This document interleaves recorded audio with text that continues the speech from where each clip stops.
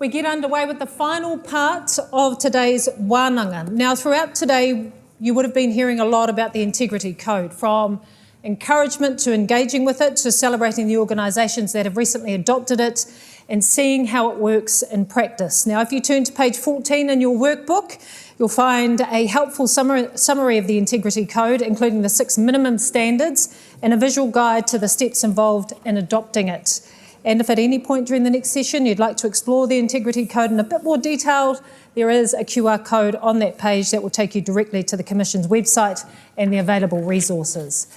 Our next panel will be facilitated by Te Kahu Raunui General Counsel, Paul O'Neill, who will speak with a range of sector organisations about their adoption so far, including their challenges and successes, as well as advice for other sector organisations looking to adopt the Integrity Code.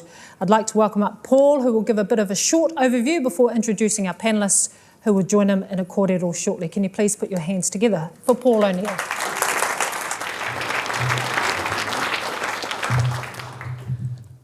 Thank you. Tēnā koutou katoa, ki te kai whakahaere jene mai, tēnā koe, kauaio, nā tukemata o Kahanunu, tēnei mihi, atu ana kia koutou, ko Paul O'Neill taku ingoa, he kai tohu turi ahau o Te Kahu Raunui, nō reira, tēnā koutou katoa. Kia ora everybody. Appearances aren't deceiving. You are going to have a panel, I promise you. There's nice comfortable chairs and beautifully coordinated cushions up there. I can't be the only one who's tempted to mix up the yellow and green just to see the effect it has.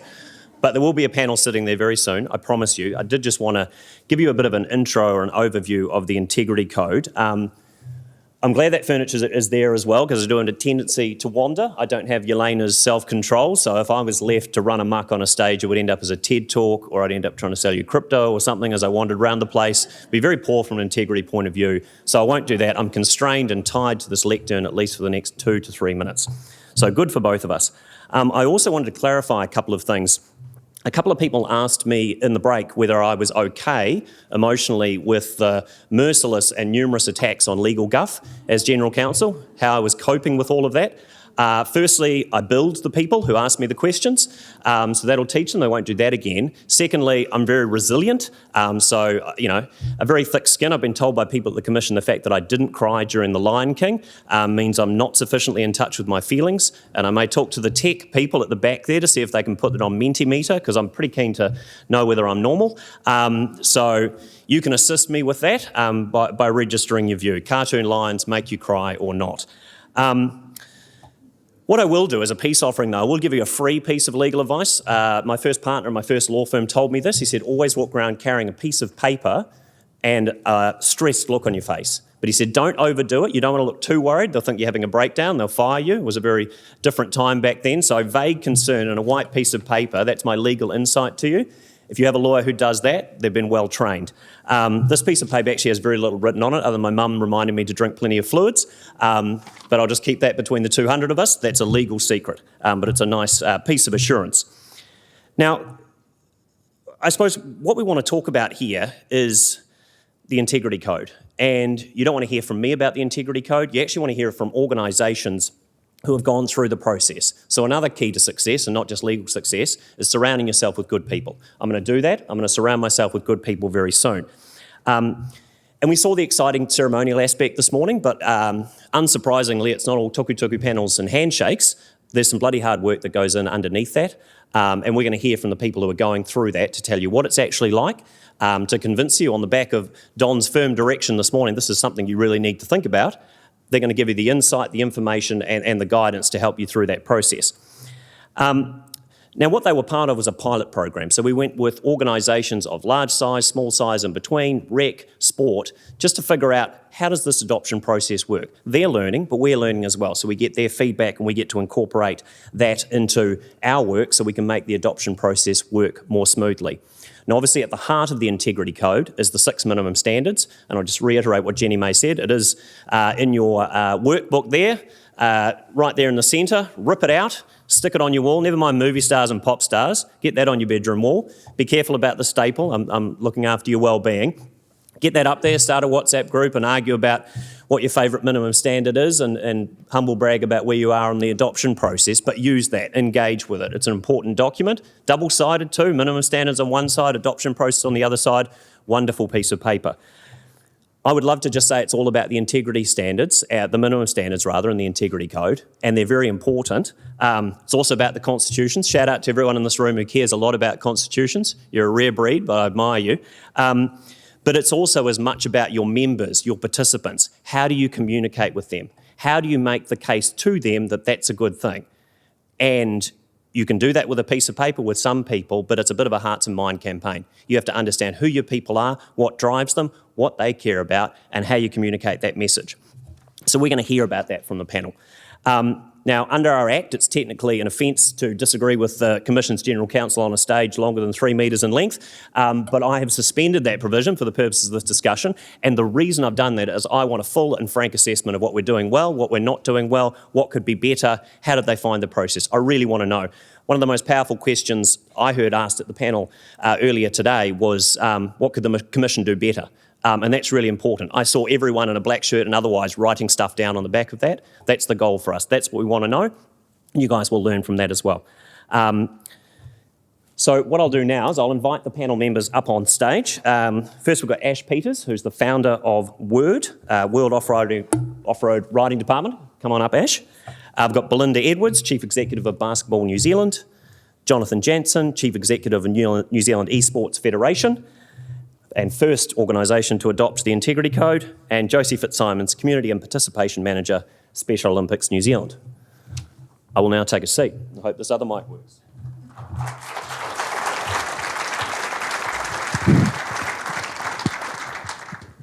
Okay, now that we're on the talk show, get comfortable, and I'd like you to tell me, and I'll start with you, Ash, can you tell me, I suppose, what's the biggest integrity challenge your organisation faces? Never mind the code. If you're sitting there and the code didn't even exist and you're sitting there thinking, what's the biggest integrity challenge we've got? What would you say? Yeah, I think for us, for those of you that don't know, we're a small youth mountain bike organization based in Wellington. And I think probably the biggest challenge for us was actually just the size of our team, is that we are a really small team. So it was more around the capabilities of being able to look at the standards and see how we were actually going to apply everything, being literally 1 full-time person and 2 part-time people. For us. Yeah. And so what's, just to follow up on that though, how do you overcome that challenge when you've got very few people? Because I don't think I've spoken to a sports or rec organisation in my time here who said, oh, we got loads of money. That's not our problem. Wouldn't that be nice? How do we spend it, Paul, is what they don't say. So how do you overcome that challenge in terms of having limited resources? Yeah, I think for us it was definitely about surrounding ourselves with good people, which you had mentioned before, and also prioritizing. For us, we knew that this was going to be a super important thing, that we really wanted to be part of the Sport Integrity Code. So I guess prioritizing it, really. Yeah. And Belinda, from your point of view, size-wise, Basketball New Zealand, much bigger organisation. What's the biggest integrity challenge you have? And let's put to one side the resourcing point of view. What else would be top of your mind when it came to the challenge? I think ours is opposite in terms of size. I think the biggest challenge for us is inconsistency across the basketball system currently. So in terms of policies, processes, practices, we've got 35 formal members of Basketball New Zealand, and that's our associations. And then outside of that, there's a much wider clubs, third-party providers. So we want to make sure that this is consistent for basketball in New Zealand across the whole system. So it's unpacking, what's currently happening. And because of the inconsistency, we don't have visibility on what the real issues are currently. Yeah. And for us, that's a real challenge. Yeah. And Jonathan, I'll come to you. And for those who don't know, Jonathan, head of Esports New Zealand. For those of you who are online a fair bit, there's some great footage at the adoption ceremony of our esteemed chief executive playing Jonathan at Mario Karts. And once we'd beeped out the swearing, she lost with good grace and integrity. So she set us a real example. It was great. Jonathan, from your point of view, and Bearing in mind I'm completely au fait with the world of esports and holograms and laser beams and all the rest of it. What are the challenges that you face? Are they different? Are they the same? Are they a little bit unique? There are a lot of the same challenges. I think our greatest challenge, though, was accountability. And especially in the world of online and esports, if you experience misconduct on the basketball court or on the rugby field and you get pulled up and infracted or banned or suspended or whatever it is, you can't just rock up to the club again. One of our biggest issues in esports was that you could literally just change your digital identity. So we could ban someone and they could change their avatar, change their username, change their face, change the way they look, and they could come back to other events. And so being able to create a structure around how do we even create accountability and consequences for the world which has such great anonymity when you're competing in it was a huge, unique challenge of ours. We fortunately overcame that challenge, but I think that was difficult for us. Everything else, a lot of the similar issues. It's still people dealing with people, and all the same integrity challenges apply.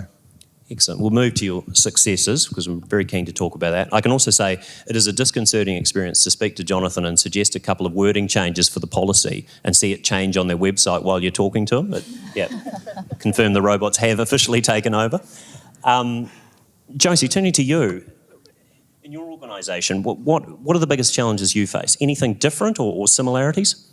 Yeah, so just for a little bit of context, Special Olympics New Zealand, so all of our participants have an intellectual disability. Some of the key challenges we've faced over the last sort of 12 months or so have been dealing with behaviour or harmful behaviour that's actually occurred outside of a Special Olympics environment, but threatens the safety and well-being of participants within a Special Olympics environment. It's a really small, tight-knit community. And so really navigating how we support our volunteer-led clubs to protect that environment, do well by all parties involved in a situation like that, has been something we've found really challenging at a national level, but certainly providing guidance and support for our volunteer-led clubs, because sort of gets to the heart of what it takes to run week in, week out opportunities that are safe, and that these clubs feel supported to do that. Yeah, and that's a really interesting, it sort of leads to another question, I suppose, and you'll, I suppose, need to be really good at this. How do you message, I suppose, integrity threats and how you deal with them? Because we heard earlier today on a number of occasions, having a marvellous policy buried in a drawer, on a table, in the bin, wherever it might be, that's all very well. But what's your approach to messaging your participants, your members, maybe even their support people, their family, whoever it might be? How do you go about messaging it in a way that means you're not just ticking a box to keep me happy, you're actually communicating with your people?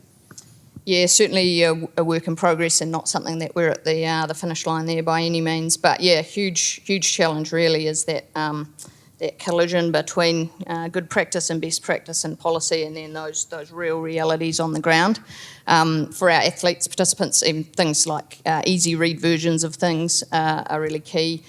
We haven't got there on the e-learning side of things, but we need to be developing, hopefully in partnership with the Commission, material that is accessible to our participants. Obviously that's the entirety of our participant base, but they'll be involved in other sport and rec as well. So yeah, easy read, accessible, e-learning, etc., range of mediums, going to be critical for us to get that buy-in and lift off.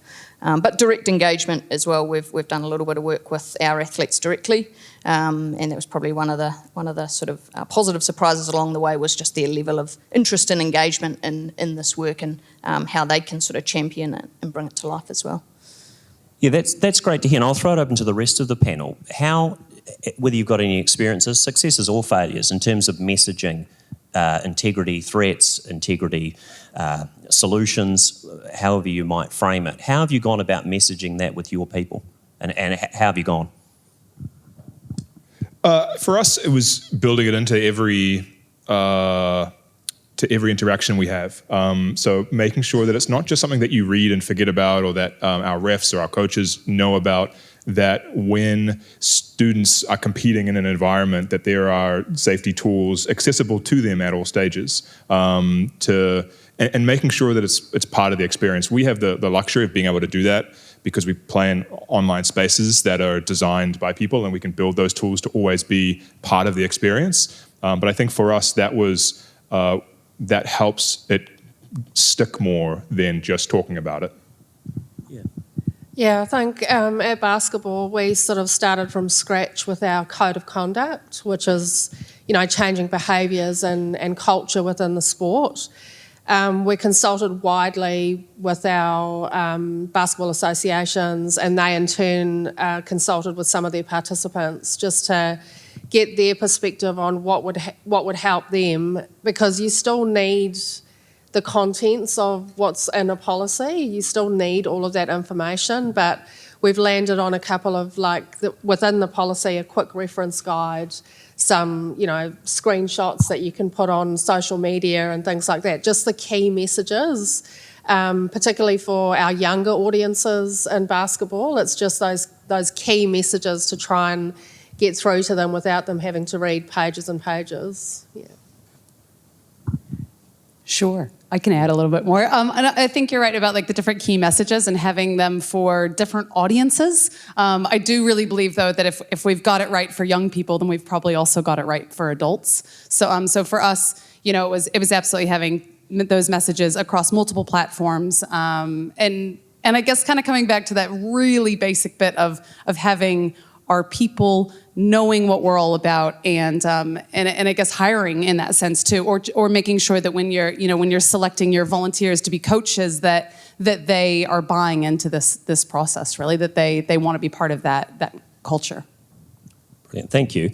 Now, partly because, as Raylene said before, she didn't want to be a Debbie Downer. I don't want to be a David Downer, not least because it sounds like a construction company. Tell me about your successes. How and where have you made the most progress in integrity? How'd you go about it? What did that look like? Okay, that's why you got the mic. Yeah, well, I got the mic. Again, we're a small organization. So for us, there's 40 instructors or coaches. We do see about 800 young people a year. But we have a small organization that is really founded on some super strong values. And surprisingly, it was actually really easy for us because we already have this cool culture of trust. I think, you see young people, they're wearing the T-shirt, right? They feel a real sense of belonging to our organization. And I think a lot of organizations here probably have the same, right? Like young people are like, yes, I am a rugby player, or, they play netball. They really identify with those sports and recreation opportunities or activities that they do. So I think us coming from that sense of belonging and a real trust meant that it was pretty easy when we said, well, we're just going to be adopting the code now. And here's what that looks like for us. So, and just to drill down into it, because I reckon you shouldn't take that culture for granted. Like if you've got a culture where you say, we're adopting the integrity code, and everyone says, marvellous, where do I buy the T-shirt? That's a pretty cool thing. Pretty good, eh? I'm impressed. You should, sell that T-shirt widely. How did you establish that culture? So is there something you could put your finger on? Because I doubt it dropped out of the sky. It might not be one thing. But how do you create a culture where people trust you? So when you say, because it sounds to me like you said, your team said, we're adopting the integrity code, and people trust you that that's a good thing. Any thoughts on how you created a culture where that trust exists? Time. Yeah. Time doing what you say you're going to do. Having people that genuinely believe that trust is important. Being a youth-centered organization, we really pride ourselves on being for young people, and so that's a unique quality that we have with mountain biking. That we have. We're a recreation, but we're also a sport. As an organization, though, we haven't pushed the sport element of it because we are youth-centered. So I guess in saying that, we do really care about young people and what they really want. So I think because of our actions over the years, that has built that trust and that sense of belonging. Yeah, it's great. Yeah, you can't fake being genuine, and it comes through, so it's brilliant. Josie, with you, I mean, there's been such amazing progress made with your organisation. Can you point to any particular area of success when it comes to integrity? Like if you're looking at area, go, that's the bit I'm most proud of, or that's one of the bits I'm most proud of, where we've come such a long way. Yeah, it does still very much feel like a work in progress, but it's good to pause on that. I think a specific piece that we've given some dedicated effort to has been reviewing our approach to managing sort of misconduct issues, concerns, complaints. We've come from a time of being really sort of intertwined with our clubs and on a broader level being sort of working towards greater independence, but within that needing real sort of clarity around what we want clubs to own at the grassroots level, but feel supported to do that and address issues on the ground as quickly and as informally as possible, but then with really clear sort of escalation avenues and capability to support when they need. So that's probably been quite a specific part of our kind of complaints review work, in line with sort of preparing to adopt the code that, we're not there yet, but feels like we've kind of moved from a little bit of no man's land to some much sort of clearer structures and clarity in that space, which ultimately give us more confidence, but feel that we are in a position to guide our member clubs more strongly as well. Excellent. Belinda, from your point of view, I'm aware, obviously, basketball is a large sport. It's really globally interconnected. In terms of your successes, I know, to what extent are you able to rely on other federations, other jurisdictions? I know our Australian cousins are very close. Some of my best friends Australian friends sit at my table over there. How have you sort of gone about leveraging, I suppose, the international connections you have to turn that into some integrity progress? Yeah, so one of the things we're really proud of, and just announced it yesterday, is our partnership with Basketball Australia. So Basketball Australia are probably a few years ahead of us in this space. They have a whole team of people, which is a nice thing to have. But they've rolled out this integrity space across their system in Australia. So in chatting with their CEO, he said, well, let's have a chat about how we could support BBNZ. And to them, the reality is we're a small state. So they're already dealing with the states within their country. So we've recently partnered with them. The interaction we've had with them already has been absolutely fabulous. And I think for Basketball New Zealand, we don't have a lot of money or a lot of resource, but underneath that is all of our associations who are also strapped for resource and cash. So to be able to partner with Basketball Australia and have their team doing a lot of this work in collaboration with us, so it's not just a handoff for them to do on our behalf. We will be working very closely with them. I'm really proud of that opportunity, and I think for our basketball players, particularly at the high performance end that are constantly between Australia and New Zealand across the leagues, I think having consistency across the Tasman and eventually hopefully across Oceania in the integrity space will be fantastic for basketball. And presumably, because I can see Nicole looking at me as well, so I will say this, presumably we can teach them a fair bit as well in terms of the give and take of it all. Australia can share a bit of knowledge with us, but I'd imagine we have a bit to contribute. Absolutely, yeah. They've already learnt some stuff from us, and we'll learn a lot from them. And they've been talking with the Sports Commission as well. So I think, we might be enemies on the court or on the field or whatever it might be, but I think where things already exist, we might not have to reinvent the wheel. Let's lean on our partners and see how we can work together. Brilliant, thank you. Because I did get in trouble with Nicole last time for suggesting that Australia were ahead of us. Jonathan, I've really got my finger on the pulse, so I'm aware that gaming's quite popular around the world. So how do you leverage, I suppose, what other countries are doing from an integrity point of view?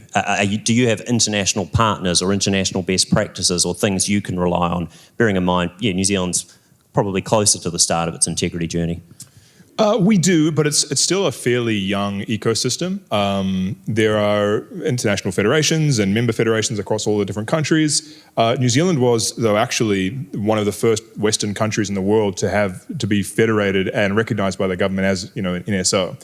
And so I think it's almost we're very privileged right now, and with the work with the Sports Integrity Commission, that other countries are probably more so looking to us as to what we're doing in the integrity space for esports, as it is a new space.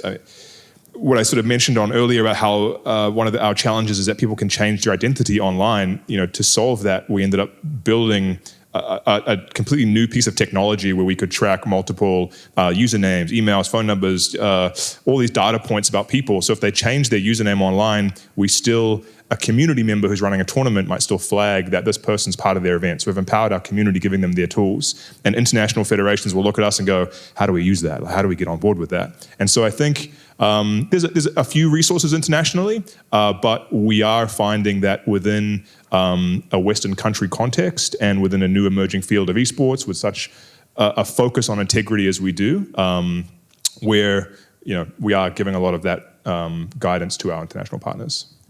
Yeah, and that sound, and I'm swimming in deep waters here, but it sounds like something that other NSOs, NROs could use as well from a technology point of view, because I don't think, notwithstanding it's your bread and butter, online abuse, harassment, whatever it might be, that's not going to be unique to your sport at all, because I know our colleagues from NetSafe are here and would certainly endorse it, but that seems like something that could have wider application. Is that fair? Yeah, it's becoming a more and more dominant narrative. I mean, we have a long-standing MOU with NetSafe. We developed these sort of things with them in mind. But yeah, I hear about it all the time, is that whether I think it's a privilege, some people think it's a burden, in a lot of cases, we're the first time that a young person is being held accountable for their online actions. Because if they're saying something inappropriate in a pre-match lobby, which is the equivalent of getting ready to go and play on the field, we'll pull them up on it and we'll tell them it's not okay. And the fact that we can issue infractions to that, and then next week they get to sit down with their teacher and they have to face up to their actions in person for their online behavior, is, I think, something that is creating meaningful change for our young people, which is why we do it. And we build tools around doing it. So I think, we can turn that accessibility on for everyone if they want it. It's I don't know how useful it'll be for showing up to the sports field, but it's definitely helped us. Yeah, I mean, there's something to it, because online abuse is not just restricted to esports, that's for sure. We see enough complaints coming in that means that, that's got pretty wide penetration. And I suppose, turning to you, Josie, when you look at the integrity code, turning to what it specifically talks about, what it requires, if there was a bit that you could change about it, and maybe you're going to tell me it's perfect and beautifully drafted, and I'll take it, but if there was something you could change about it, if there's something that was missing, or there was something you hope is in the next iteration of the code, is there anything you can think of? Good question, Paul. It's a grim question, so apologies. I got an idea. Okay, you want to kick us off? Yeah. We as pilot group, we get to have lots of discussions together, which has been amazing and super helpful as well. And I think one of the biggest things that's been helpful is getting a group together and having a bit of a cohort going through this process together.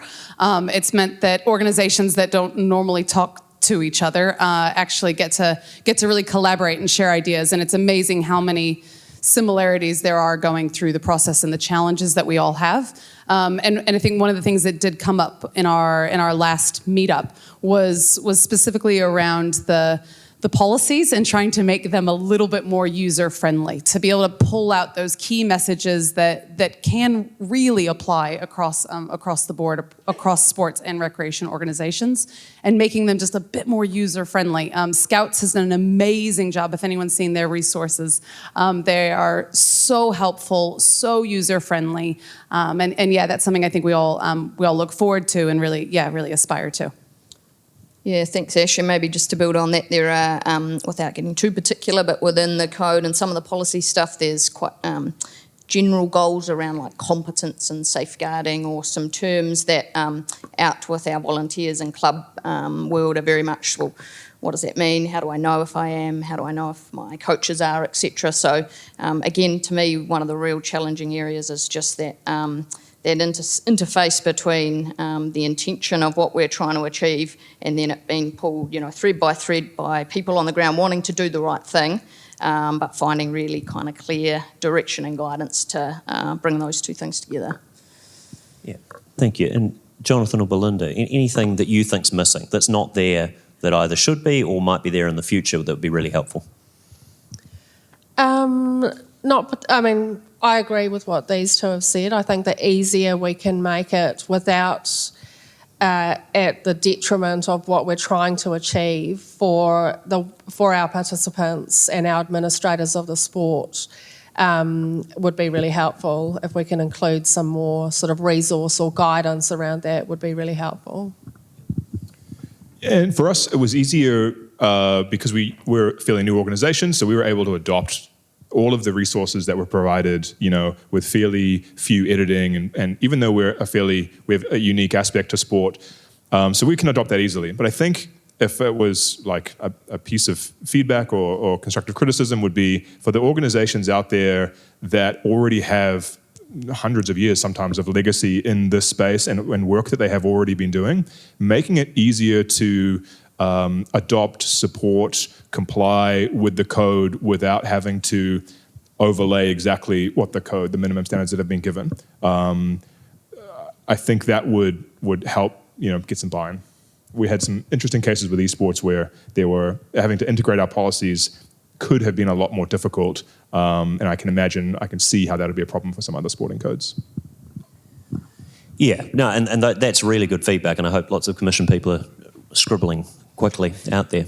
I suppose a connected question, because as I say, this is all about what your members think, what your participants think. We can sit on a stage and feel good about ourselves and think this is the right thing to do, but if everyone who plays your sport or does your activity disagrees, waste of time. So if you have a member asking you, what's the biggest benefit of adopting the code, how would you articulate that? What would you say? Why am I doing this? What's the biggest benefit for adopting the code? I think the biggest benefit is a silent one. It's one that we're never actually going to see, but it's the things that don't happen because we adopted the code. It's the safe spaces that stopped something happening, or it's a coach that was vetted out of a process before something needed to be intervened with. And those will never be seen, but they are absolutely the biggest benefits. Yeah, like that. I think it's fairness. It's been talked a little bit about today, but fairness across the sport. But I think also, people just knowing or trusting the sports system across all sports, knowing that you can go and play any sport you want to, you are clear on what the expectations are of behaviours, and hopefully through all sports adopting the code, we will get some level of consistency across sports. And so knowing what they should expect and what's not okay, and then having that place to report concerns and know that they're going to be heard. And I think it was brought up in one of the talks today, as people might raise a concern or raise a complaint, nothing gets done about it, so they walk away from the sport. And that's the last thing we want as kids or anybody, volunteers, coaches, referees, walking away from the sport because they don't feel supported. Excellent. Ash? Yeah, looking at like our instructors and coaches, I think it really gives them reassurance that we've really got your back, and I think that's incredibly important when we're looking at volunteers or even rightly paid coaches or not quite there yet. That people are actually reassured that us as an organization are really going to support them when something might happen. That would probably be. Excellent. Thank you, Ash. Anything from you, Josie? Yeah, a little bit similar to Ash. I think that sort of real common language and all being in the same sort of waka together, I guess, trying to address these issues. Some of our clubs across the country, or even ourselves, you can be battling away, trying to put something in place or address a threat, and it can be, people do feel that burden of responsibility, I think, in this area. So something that kind of unites and has some robustness and rigour behind it. I have certainly had comments from members as well as feeling, that the ask and the governance responsibility can feel significant. There's also that sense that, this is bigger than me. There's a structure in place that's going to help us do the right thing, and certainly everyone wants to do the right thing in this space, just not always, don't always know what that is. So I think that credibility behind it is really helpful. Yeah, and that leads me to my next question. And obviously, you're all leaders in your organisations here, but you may not be there forever. You may be able to parlay this appearance into a television or film career, and you get snapped up and you leave your sport or your recreation organisation, You're very wealthy, you're very famous, you're very happy, but the organisation you've left behind, how do you lead in a way now that means the integrity culture you establish will endure and it won't just move or change with a change in personnel? How do you lead in that way to make enduring change? Well, you're looking right at me. This is an interesting one because I have literally just stood down from my position about a month ago. So I know, right? How timely. You knew this would go really well. I know, right? Yeah. This is going well. Nick is our new chief exec, and I guess shout out to Nick. I think it's such a good question, right? Because we have all of these well-meaning systems, and then all of a sudden someone leaves, and that's kind of it. And so I guess for me, it's being in a leadership role and actually, I guess, really being conscious of that, and being conscious of creating a culture that feels this deeply and has the tools to be able to continue it forward. I don't think it's good enough to be a leader and say, like, I'm sure it'll be all right. It's actually putting systems in place and ensuring you have got the right people in the right places doing the right jobs. Brilliant. Thank you, Ash. Belinda, you got the mic. I think as leaders, it's really important to explain the why. So your teams and the wider system really need to understand why we're doing this. Why is it important? And I think having the conversation with your boards as well, like governance and boards really have to buy into this. They have to understand the why. And then it needs to trickle down throughout the system. But I think that's also the benefit of having this national code, is that if we as an organisation adopt the code, and we're certainly working our way towards that, and you guys have, then it's a national standard, and that will only change if the Sports Integrity Commission decide there needs to be changes, and then that will roll out nationally. So I feel like that's really powerful now, having this integrity code, that once you adopt it as an organisation, it's there to stay. Brilliant. And Jonathan, you've got a relatively small team, so you become the world champion of Street Fighter tomorrow and gracefully move on. How do you ensure that all the wonderful stuff you've started with integrity carries on? I think the same things that have already been said, building systems that live beyond just a key person in the organisation. I've never met a program that survives that just relies on one champion. And so building it in so that we talk about accountability, but I think having accountability as an organisation to have it something that your board cares about, have it something that your systems are integrated with, and part of the way that you operate. So if I become a famous movie star tomorrow, the person who then runs these leagues with these schools or interacts with these young people, as part of what they have to do, has to be to engage with safeguarding and protecting these behaviours. And if you build those systems in, then they will survive. And you, Josie, how do you keep progress going in the same direction, on the same sort of trajectory as you've got it going at the moment? Yeah, I think, the Commission's leadership in the space is really important, but then as an organisation you have to really articulate and believe in your why and how it touches so many aspects of the organisation, so that it's embedded in sort of how you behave and everything you do. It's not just a pillar of work out to the side that can never be completed. So I think it's taking the big belief in the direction and the why, but really tailoring that and embedding it into everything that your organisation does and stands for, so that it's pretty hard to shake if just one person leaves, and obviously the process and practical application that comes out of that's hugely significant. But yeah, that sort of fully embedding across the organisation seems key. Fantastic, thank you. And maybe second to last question, and feel free to fix your gaze on anyone on the audience who hasn't adopted the code yet. What would your advice be to an organisation who's considering adopting the code? What would you say to them? Belinda, you got the mic. Well, we're in that situation. We're working towards that. But I would say, start now.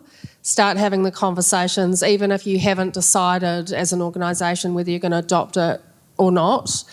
Start having those conversations at a governance level and start the work. Like, integrity is important whether you adopt the code or not. You should be starting to use those templates and use the resources that are there and start now rather than waiting until later on when it might be all of a sudden a big rush to get it all done. I would encourage people to start now. I know we're not supposed to be bullying around here, or anywhere for that matter. But It needs to be legally approved, and then Yeah, you're right. But I really would ask those organizations why not, and I think it's incredibly telling. I think of organizations, and I understand that there are massive complexities to bigger organizations. We are a small organization, and so we've been able to hit the ground running like a couple other organizations quite quickly. But I would say start and get going, because this stuff is so important, right? Because at the end of the day, can you put your hand on your heart and say, I did everything I could? Brilliant. Yeah, and I'd add to that and at the fear of making your head too big you can't leave afterwards, Give it a go.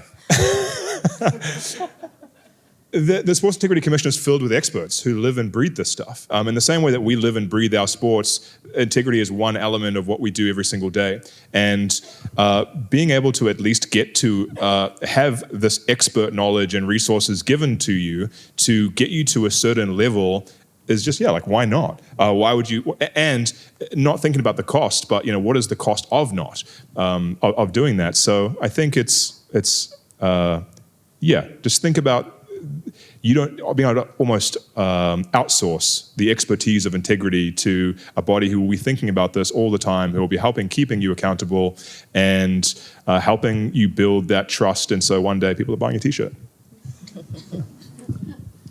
Josie. Yeah, I would start with the why and the big picture for your organisation. So really, taking the leadership direction from the commission, but boiling it down so that you've got your crew in the bus with you, I think is really important. Start big picture across the scope of the organisation. It might be easy to get into sort of one minimum standard or one piece, but there's a lot that's connected, and there's a lot that organisations are already doing that you can either leverage or add an element to that then takes a positive step forward in one of these pieces. So having the big picture in mind as you make progress, and would dedicate capacity to it. It's juicy work depending where you're starting from. So giving it what it warrants and what it needs is really important to making good progress. I think, sorry, I'll just add to that as well. I think it might be easier than you think it is. We assumed it would be very difficult for us because what does esports have in common, from an integrity perspective? And we have a lot of unique things and challenges in our space. But we very quickly found it was a lot easier than we thought it was. The team has been fantastic in helping us, adopt and transition. And so, you may be surprised, especially the organizations who have had a focus on integrity and have your own policies and implementations already. There is, and was for us, a significant amount of overlap. Brilliant, thank you. We're getting close to the end. My final question, and this will determine how I feel about myself when I leave here today. And this is a safe space, no judgment. And you don't have to answer if you don't want to, but did you cry during The Lion King? Live action or cartoon? Either. No comment. Yes, I did. I could be a monster, I don't know. I need to go home and get in touch with my feelings. No comment or rest? Okay. Look, thank you very much for your incredible answers, some real thought, some real care, some attention that's gone into what you've said. I know you've really thought about it, and I know this process that you've gone through you haven't done lightly. And I mean what I say when I say don't take for granted the fact that your members and your participants are on board with what you're doing. You need to lead them into that. It's not easy. So if you've created a culture whereby they trust you, have confidence in what you say and do, and you say this is the way to address integrity issues, that's incredible. It's hopefully motivating for the audience and inspiring for our team as well, because that's why we're here, that's why we do what we do. So thank you for all you do for your people. It's incredible, and the leadership that you have given to this room today. So you join me in thanking the panel, that would be great.